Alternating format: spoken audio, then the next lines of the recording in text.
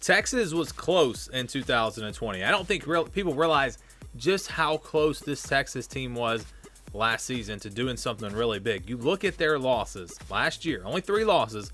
They lost to TCU by 2 points. They lost to Oklahoma in 4 overtimes, a game that they were very close to winning.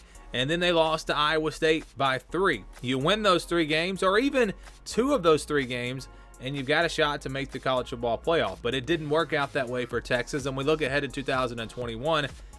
Are they going to be better, or are they going to be worse? Are they going to have a better or worse opportunity to maybe make it to the college football playoff? And, it does go both ways, though, when you look back to last year. They did beat Texas Tech and Oklahoma State in overtime. They beat West Virginia by 4. So it could have been a great season. It could have been, a very special season, but at the same time, it could have been a much worse season. I think some of those close wins maybe played a little bit of a part in Tom Herman being fired. I don't know. But we look ahead to 2021, and it's obviously there's a big spot to fill at quarterback. Sam Ehlinger is gone. You look at his great career at Texas. He's not going to be there next year. Casey Thompson appears to be the guy ready to step in. He looked good in the bowl game, and I think the future is very bright with him. You look at the running backs. Keontae Ingram transferred out. That's a big blow depth-wise, but I think Bijan Robinson is going to be the guy. You saw flashes last year. This is a guy that has a chance to be special. And then you also have Rashawn Johnson coming back at running back as well. Looking at the wide receiver position, Brennan Eagles and Tariq Black are gone. They do bring back Brendan Schooler, who was a senior last year, but is going to be taking advantage of the extra year of eligibility. You look at guys around him. Joshua Moore will be back. Jake Smith is going to be back. So they've got talent at wide receiver. I think that is not a huge area of concern. And then they lose Cade Brewer at tight end. But tight end position, how big is that going to be with Steve Sarkisian? I don't know. You look at Alabama. They used the tight ends, but I don't think it was really a big factor. And again, new coaching staff, changes at Texas. As we look ahead to 2021, it's going to be a different team. And then you go to the offensive line. Samuel Cosme is gone. That's a big blow on that offensive line. But they had some great news when you look at seniors coming back that could have left, obviously, but they used their extra year of eligibility. Derek Kerstetter, he's going to be coming back at center. We're talking about one of the top centers in the game for next year. Denzel Okafor also going to be coming back. That is big for them. Tope Ahmed also returning. Not really a huge factor there on the offensive line, but we'll see if he maybe can improve this all season. So really, outside of, again, Cosme, everyone's coming back. They did also lose Reese Moore, a transfer, so you lose some depth there. But I think they're in great shape on the offensive line. And you're going to have a great running back coming back in Robinson.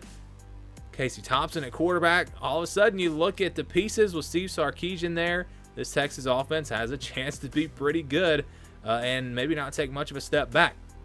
On the defensive side of the ball, Tyquan Graham, he is going to be gone.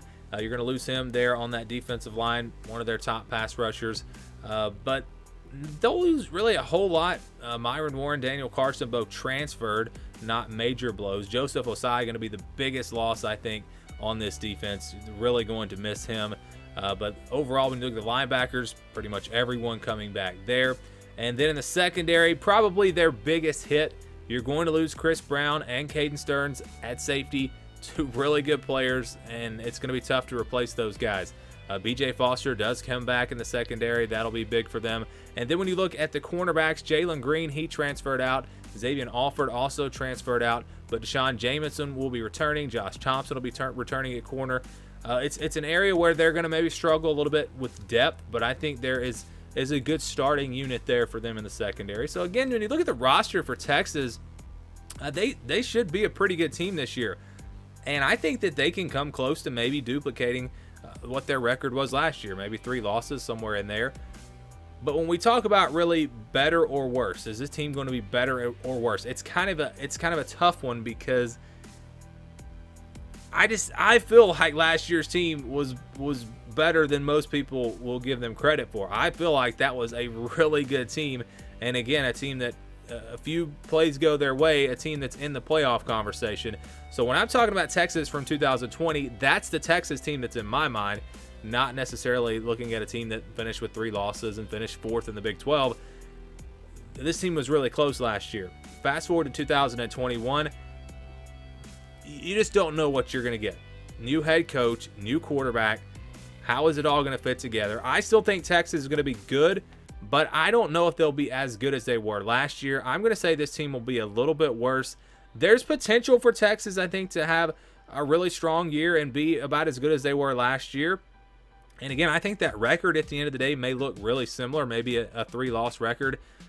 But just as good as that team was last year, I think that they take a little bit of a step back. This is kind of a year to maybe get a little bit worse before you get better.